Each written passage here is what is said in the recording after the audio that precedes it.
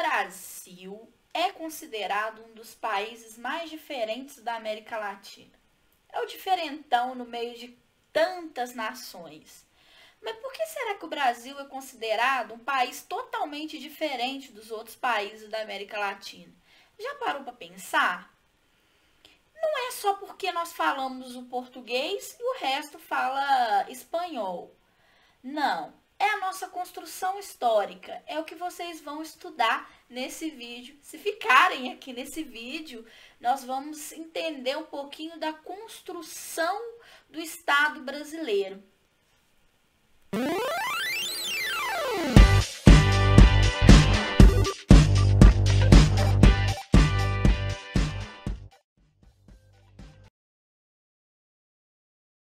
E aí, segundo ano, tudo bem? Né? Nós estamos aí na nossa terceira semana, né, do volume 2 dos planos de estudos tutorados, né? Tema dessa semana: embates políticos no processo da construção e afirmação do Estado Nacional. Como o Brasil se tornou o país em que nós estamos, na verdade é isso. Quais foram os embates políticos que ocorreram para a construção do Brasil como nação no pós-independência? Então, nós vimos que o Brasil aconteceu sua independência através do 7 de setembro de 1822, né? Isso aí é um mantra aí na cabeça dos nossos alunos do ensino médio. Porém, vocês viram que não foi uma ruptura, e sim uma continuidade, né? O monarca português assume o poder como imperador do Brasil, no caso Dom Pedro, né? Que foi feito, não teve disputas, não teve conflitos, o Brasil ocorreu, né? Naturalmente. Faça a independência antes que o povo a faça. Isso Dom João VI falou para Dom Pedro antes de ir embora, voltar a Portugal. Então, mostra aí a continuidade.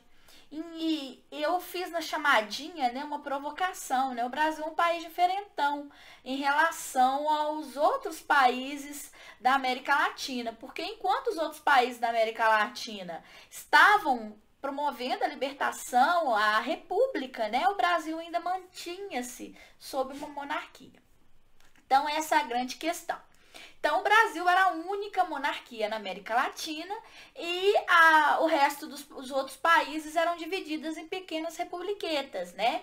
O Brasil se tornou um país isolado pela questão da linguagem, né? Era o único país que falava português, e também pela questão política, era o único país que ainda adotava a monarquia, né? Não fez essa ruptura com Portugal, né? Continuou os domínios de Portugal sobre o Brasil, principalmente porque Dom Pedro I assume como imperador. Ele é a continuidade da coroa portuguesa. E aí o próprio Dom Pedro, né, que ele foi uma liderança, e a questão da independência, ele convoca uma assembleia para a construção de uma Constituição que representa um país independente. Só que ele não gostou muito da Constituição e dissolveu essa Assembleia. Em 12 de novembro de 1823, ele dissolve, ele está descontente com a limitação do seu poder. Ele achou que ele ia ser imperador, que ele ia dominar, que o poder iria ser maior que o executivo. Mas, quando ele pediu a construção da Constituição, ele disse que queria uma das mais avançadas. Então, assim, ele é meio complexo aí para vocês entenderem. Só Freud entende esse personagem histórico, né?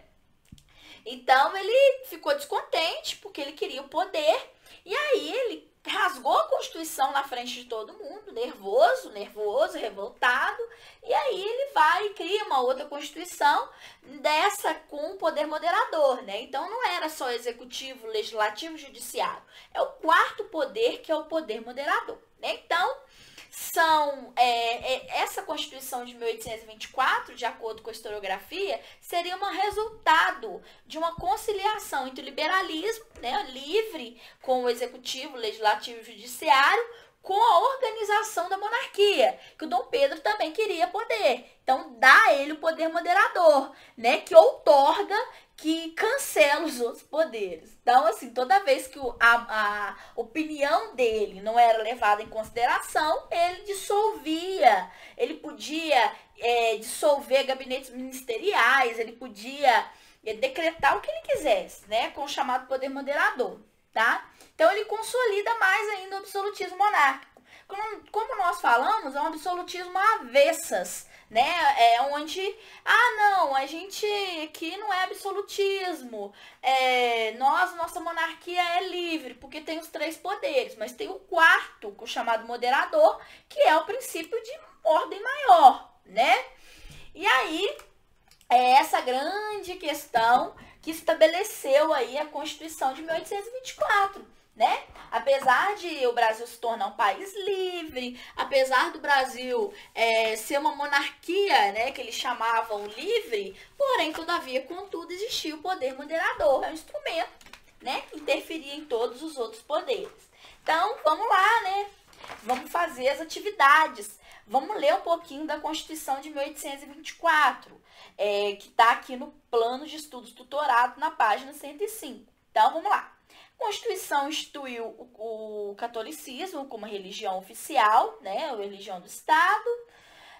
Isso, o Brasil se tornou até 1889, o Brasil, a religião do Estado era o catolicismo, né? Quanto os nascidos em Portugal eram diferentes, né, com questão de cidadania, né, eram considerados cidadãos, os brasileiros, os homens livres, libertos, né, assim pela alforria, nascidos no Brasil.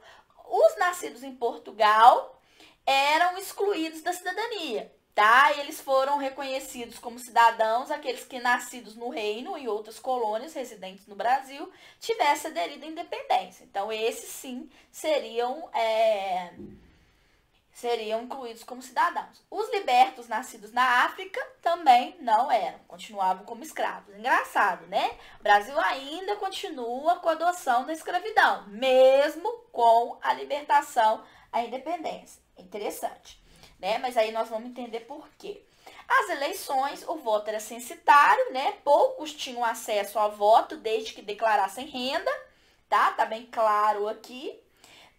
Existia voto, aquele que vota, mas não poderia ser votado, né? Dependendo da sua renda. Então, quanto maior a sua renda, você poderia exercer sua cidadania, né? O chamado voto censitário.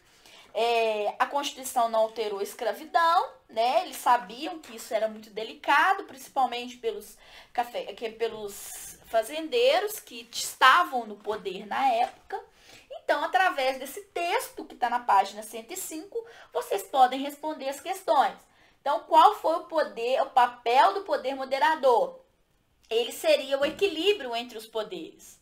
Porém, na prática, era um instrumento que dava mais poderes ao imperador, onde ele dissolvia gabinetes ministeriais, onde ele cancelava a lei, a própria Constituição, né? Então, ele tinha mais poderes, é o chamado de moderador.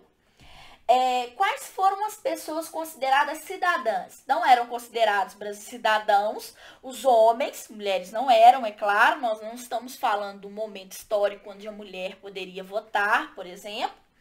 Homens livres, ou então aqueles que eram libertos, né, os ex-escravos, que nasciam no Brasil. Já os nascidos em Portugal foram todos aqueles nascidos em reinos e outras colônias, não poderiam ser cidadãos, desde que, se eles aderissem à independência, lógico que eles se tornariam cidadãos, né? E quais as pessoas poderiam votar nas eleições? Aqueles que tivessem 200 mil réis, né? Ou na época eles chamavam de reais, não é os 200 mil reais de hoje, ou que declarasse uma renda anual, tá? Então, era muito difícil as pessoas conseguirem declarar uma renda anual, principalmente as pessoas mais pobres, então elas eram o quê? Excluídas da cidadania. A número 4, quais pessoas poderiam ser candidatos aos cargos de deputados? Homens que aderissem ao catolicismo, o Brasil lembra do padroado, né, que é igreja e Estado, possuía uma renda entre 400 mil e 800 mil réis. Então, uma renda maior do que aquele que poderia somente votar, né? Então, A número 5, por que a Constituição não alterou o regime escravista? Era o ponto mais delicado, né? O consenso que isso era um mal necessário, que o Brasil não poderia sobreviver sem a mão de obra escrava. Então, a Constituição, ela se torna omissa quanto à questão da escravidão. E ela deixou passar. O Brasil se torna, assim, ele continua adotando o regime escravista, né? Pelo direito de propriedade, sem interferência do Estado, nessa relação entre senhores e escravos. Mesmo sendo uma relação desigual, uma relação errada, né?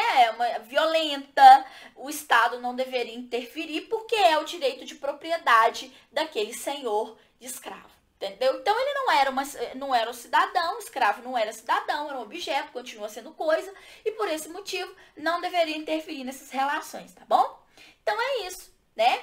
Essa é a grande questão da Constituição de 1824, né? Que não fala sobre a questão da escravidão, ela é omissa, né? Vai favorecer principalmente os senhores, produtores rurais, que estavam no poder junto com Dom Pedro, né? As elites intelectuais muito pouco se manifestavam, porque também faziam parte dessa elite proprietária de terras.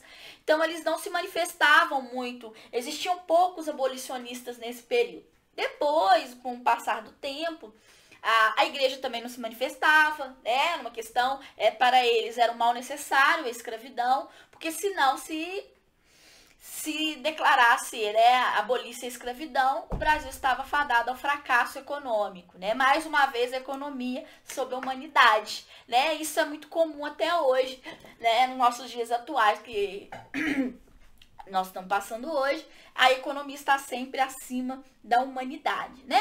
Então, isso não é normal, não é muito comum no nosso país. Isso a gente termina a semana 3 dos nossos planos de estudos tutorados, né? Espero que vocês estejam acompanhando, né? A inserção do PET, né? Do PET via Google Formulários. Qualquer dúvida que vocês tiverem, estou à disposição. Estou controlando ali os formulários. E aí a gente continua até a próxima semana, se Deus quiser, tá bom? Ó, um beijo e até a próxima aula.